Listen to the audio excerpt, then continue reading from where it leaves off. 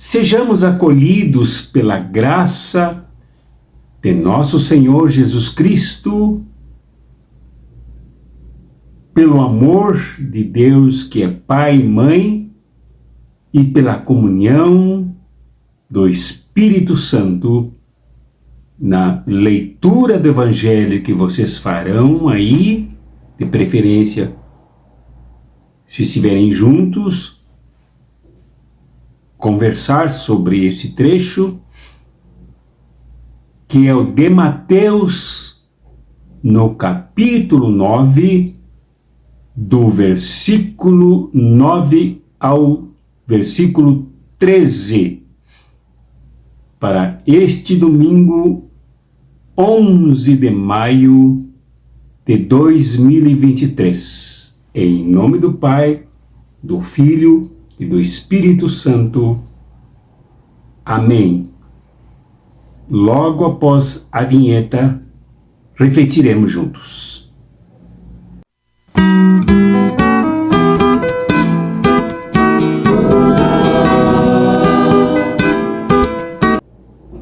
Este Evangelho deve ser meditado, refletido por nós, com base em 3 tempos. No primeiro, sobre a movimentação e o ministério de Jesus na Palestina, quando ele convida Mateus para segui-lo. E a segunda é quando a igreja, a comunidade de Mateus, ainda em formação, com muitos conflitos, confrontos, divisões e dificuldades, lê isto que aconteceu com Jesus, narrado por Mateus. E o terceiro tempo, o nosso, marcado por nossas circunstâncias, por tudo que nos faz sofrer hoje, em nosso país, Brasil, e no mundo onde chega esta reflexão. Nesse capítulo, particularmente nesta perícope, nesse pequeno trecho aqui,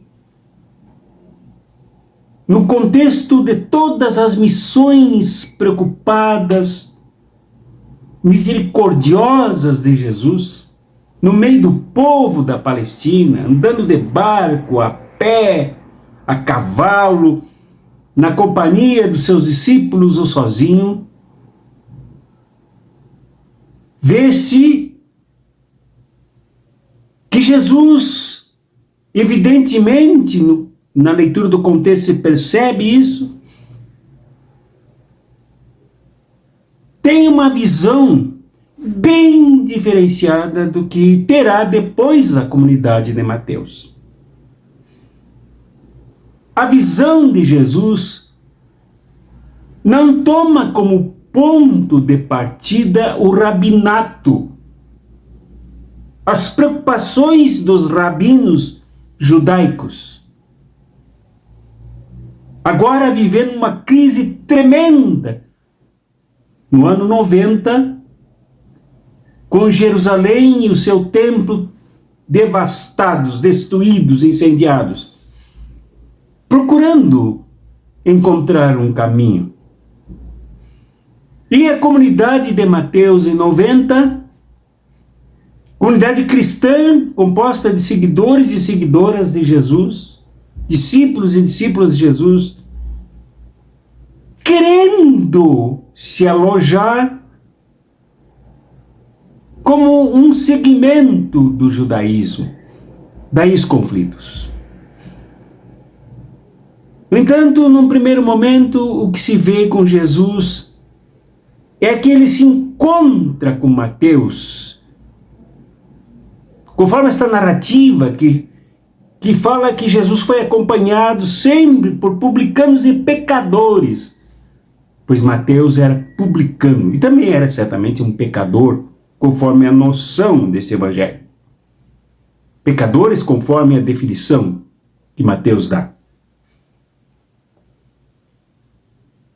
Ora, Jesus, que se encontra com todos do povo, encharcado com todas as contaminações, num território ocupado militarmente, território invadido e assaltado violentamente por César, o Império de Roma. Jesus encontra as marcas de tudo isso na vida do povo, inclusive na de Mateus.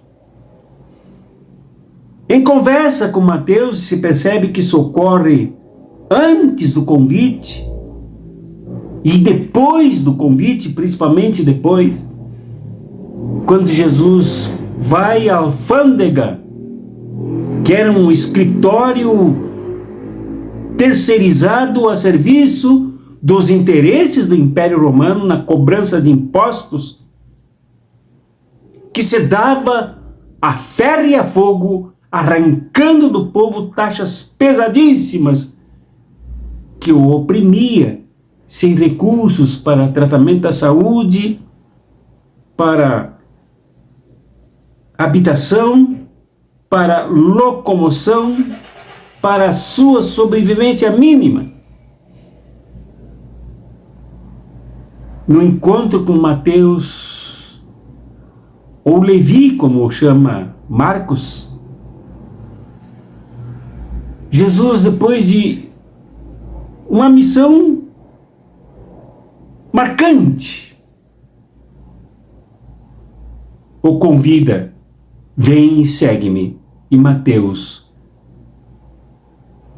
desde a mentalidade, as atividades desprezadas pelo povo, pois os publicanos eram muito mal vistos, tanto por palestinos como por judeus, porque eram vistos como roubadores da economia popular em favor de um império forte que oprimia, arrancando taxas pesadas sem direito à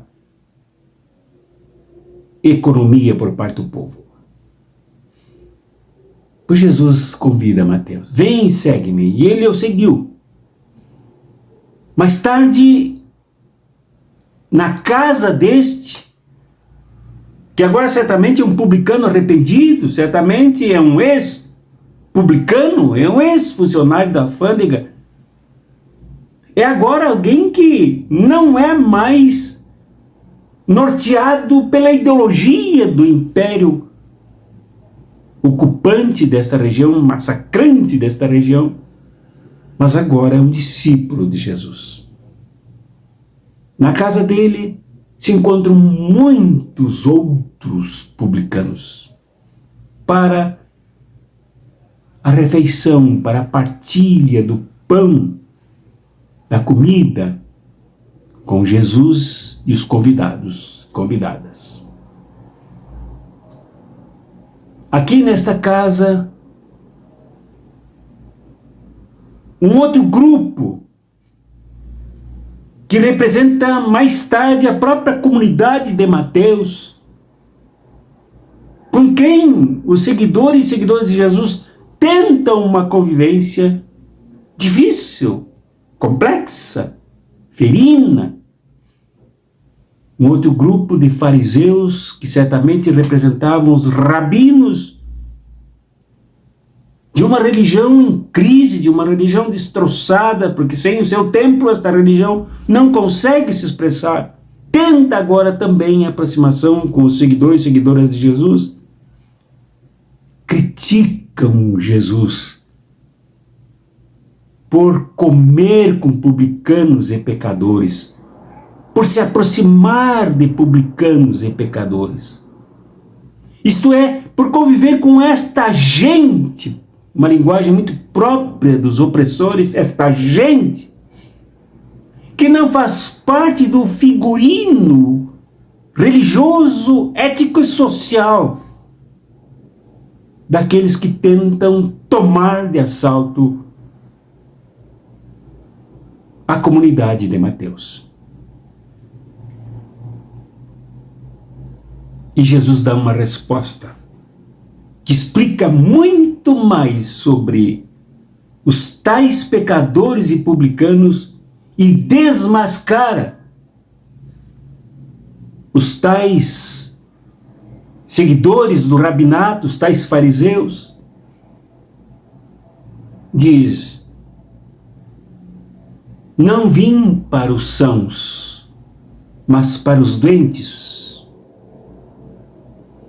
Não vim salvar os justos, mas os injustos. Entendam o que quer dizer misericórdia quero e não holocaustos, não sacrifícios. A crítica era evidente, no ambiente tenso, a esta religiosidade feita de ritos,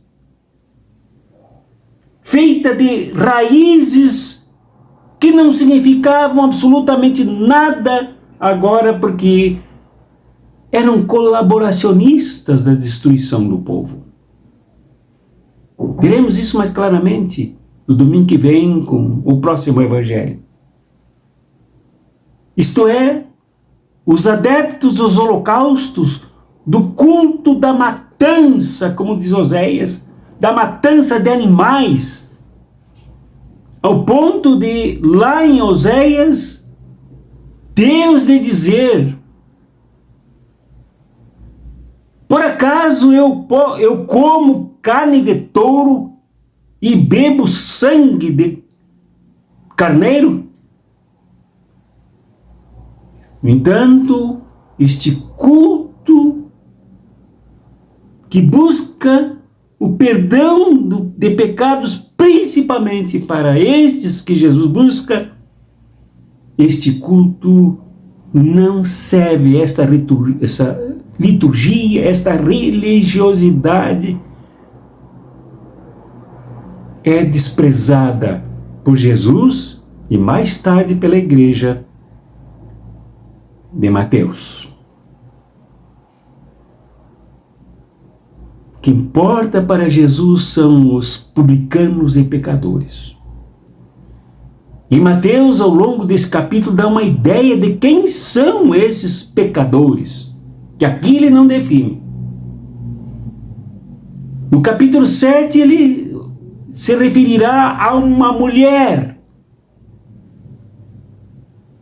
que num ambiente em que Jesus faria refeição com os judeus, com fariseus, ela não parou de beijar Jesus, beijar os seus pés, chamada de prostituta, e de derramar um perfume, um unguento, o mais caro, sobre a cabeça de Jesus, para ungí-lo como seu Messias, o Messias dos pobres, Salvador dos pecadores.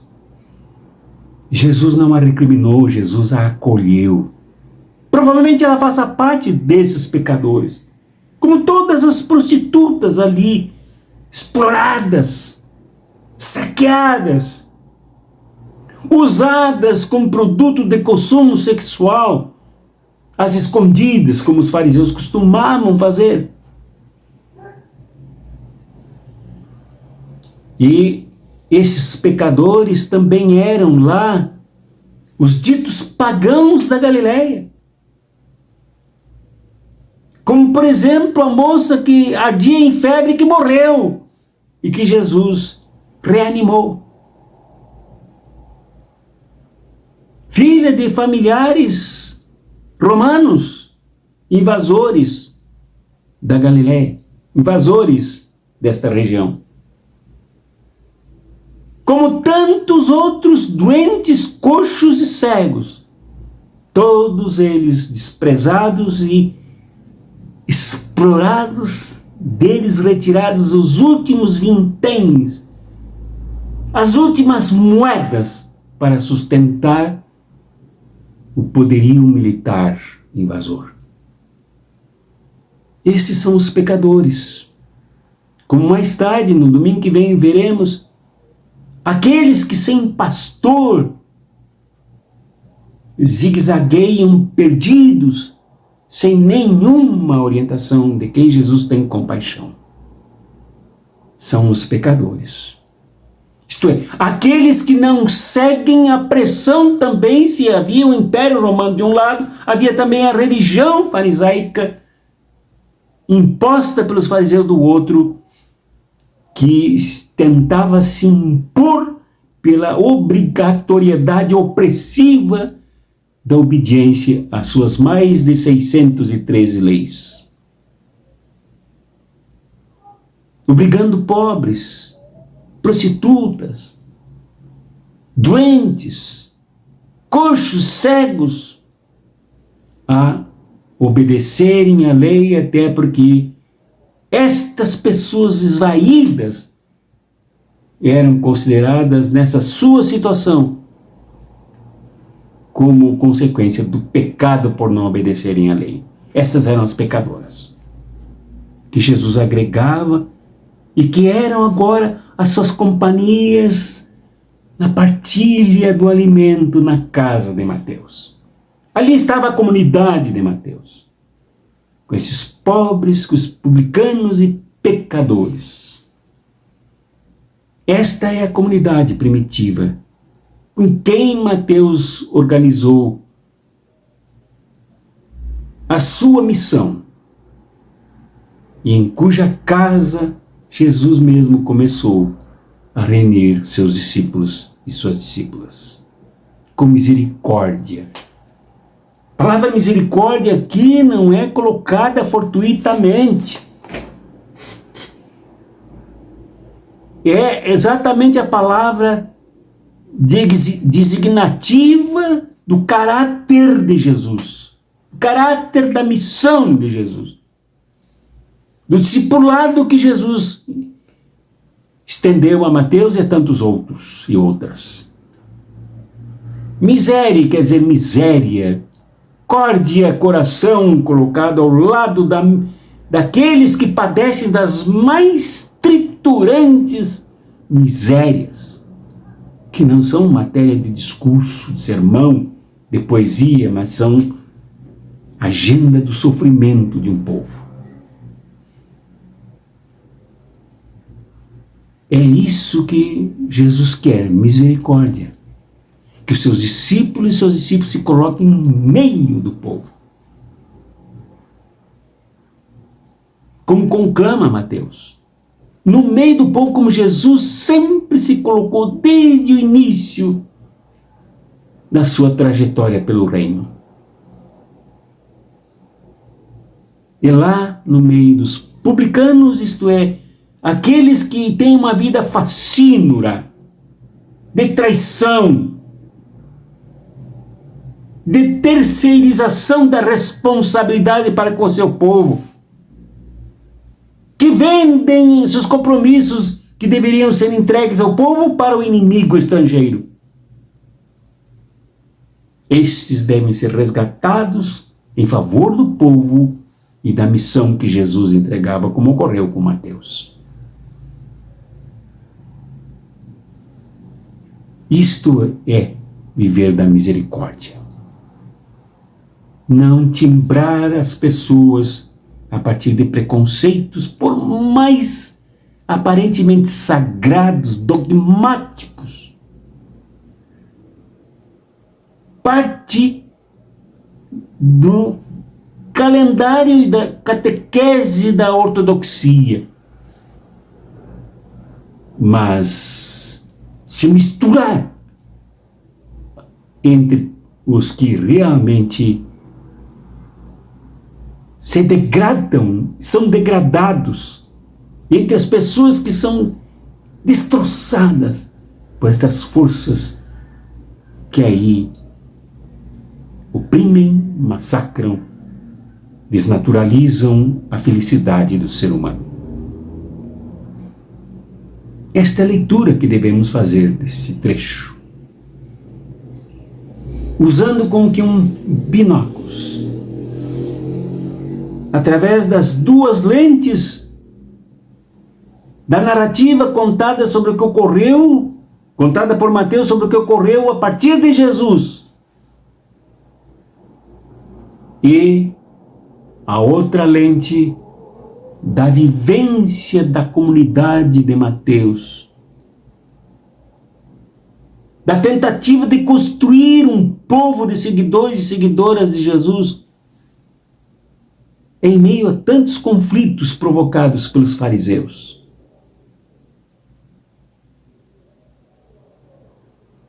Com um alerta, como se vê mais adiante nesse mesmo capítulo, de que não adianta remendo novo em roupa velha, porque o remendo novo há de se romper, ou a roupa velha não suporta o remendo novo.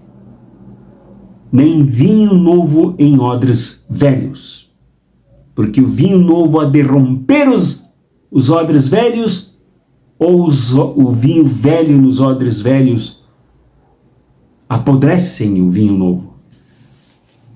É preciso novidade revolucionária da fé que vem do reino de Jesus.